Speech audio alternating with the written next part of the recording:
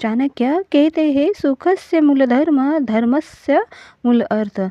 अर्थात सुख सीधा नहीं आता, वह तब अनुशासन और धैर्य से आता है। और यही बातें हमारे मन में उतरनी चाहिए। लोहा आग से नहीं डरता, आग ही उसे मजबूत बनाती है। लोहा आग से नहीं डरता, आग ही उसे मजबूत बनाती है। असफलता आई सीख लो ना, अपमान मिला आत्मबंधन कर लो, लोग छोड़ गए आत्मनिर्भर बनो। जो व्यक्ति हर कठिनाइयों से बचता है उसका मन कांच जैसा हो जाता है। जो व्यक्ति हर कठिनाइयों से बचता है उसका मन कांच की तरह बनता है, और जो कठिनाइयों को स्वीकार कर लेता है उसका मन लोहे जैसा बनता है।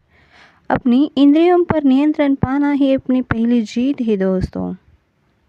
चाणक्य की और एक मैं बात बताती हूँ। वो कहते हैं इंद्रियाणि प्रजानन्ति इंद्रियार्थभ्य एवच। इसका मतलब जो व्यक्ति अपने इंद्रियों का गुलाम है वह कभी मजबूत मन वाला नहीं हो सकता। आज मन क्यों टूटता है? ज़रूरत से ज़्यादा सोचना, मोबाइल, तुलना, लालच, दूसरों की ज़िंदगी देखकर जलना। अगर अपना मन लोहे जैसा बनाना है ना तो दोस्तों हर इच्छा पर हाँ मत कहना। हर भावना पर तुरंत प्रक्रिया क्यों देना?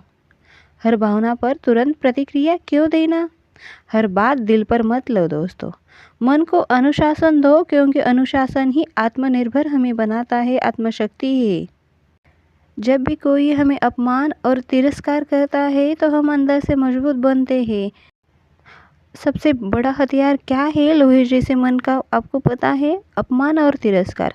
आप कहेंगे कैसा? हाँ दोस्तों, जब भी हमें अपमान मिलता है और तिरस्कार बनता है तो हम अपने अंदर से मजबूत बनते हैं। लेकिन देखने की ज़रूरत होती है, ना कि उस अपमान और तिरस्कार को मन में लेकर बदले की भावना रखना। ये सोचना कि ठीक है हमारा अपमान हुआ, तिरस्कार हुआ, कोई बात नहीं, हम इसके ऊपर उठकर दिखाएंगे दुनिया को कि हम क्या हैं।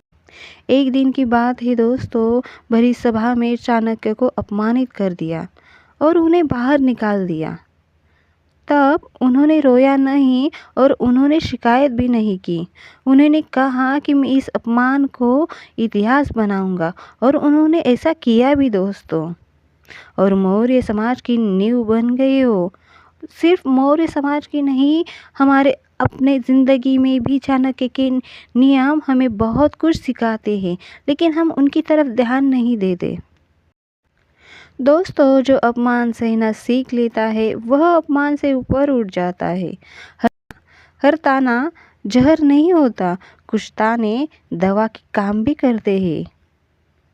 कुछ शब्द आग होते हैं जो मन को लोहा बनाते हैं दोस्तों। अकेलापन भी हमें लोहे जैसा बना सकता है दोस्तों। एक शुरो नित्य युद्धो, एक शुरो नित्य युद्धे, एक शुरो नित्य युद्धे। अर्थात अकेला व्यक्ति भी महान युद्ध जीत सकता है। अगर आज तुम अकेले हो, कोई समझने वाला नहीं है, कोई साथ देने वाला नहीं है, तो समझ लो ईश्वर तुम्हें अंदर से मजबूत करने आए हैं। अकेला मन आत्मसंवाद सिखाता है, निर्भरता तोड़ता है, आत्मविश्वास पैदा करता है। जो अकेले रहना सीख गया वह दुनिया के किसी डर से नहीं डरता। और मैं एक दोस्त बात चाणक्य की बताती हूँ। उनकी सबसे बड़ी नीति है, भावनाओं से बहकर लिया गया निर्णय हमेशा पक्षपात देता है दोस्तों, हमेशा पश्चाताप देता है।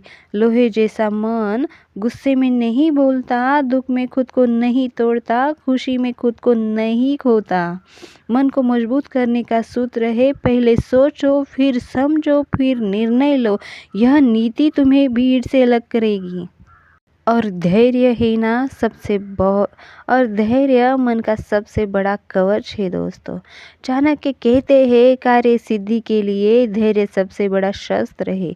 लोहा रातों रात तलवार नहीं बनता, उसे समय लगता है दोस्तों। वैसे ही जीवन बदलने में समय लगता है, मन मजबूत होने में संघर्ष लगता है। जो आज सह लेता है वही कल शासन करता है। याद रखना दोस्तों, इसलिए कहती हूँ मन को ऐसे ही लोहे जैसे बनाना। इसलिए कहती हूँ दोस्तों, अगर मन को लोहे जैसे बनाना है तो कठिनाइयों से भागना नहीं, अपमान से डरना नहीं, अकेलेपन से घबराना नहीं, बल्कि स्वीकार करके सहन करके आत्म अनुशासन से और चाणक्य नीति पर चलकर आप अपने मन को लोहे जैसा बना सकते हो। लोहा क्या कहता है दोस्तों कि मुझे तोड़ा जा सकता है, झुकाया जा सकता है, लेकिन कमज़ोर नहीं बनाया जा सकता। अगर आज तुम टूट रहे हो तो समझ लो तुम बन रहे हो।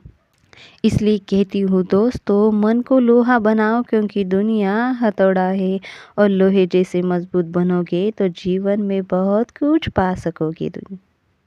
अच्छा दोस्तों, वीडियो को समाप्त करती हूँ। अगर मेरे इन विचारों से किसी एक का भी जीवन सफल हो गया ना, तो मैं मेरे विचार सही दिशा में लेकर जा रही हूँ, ऐसा मुझे लगेगा। अगर आपको मेरे विचार अच्छे लगे हो तो एक लाइक, शेयर और सब्सक्राइब करना भूलना मत दोस्तों। धन्यवाद।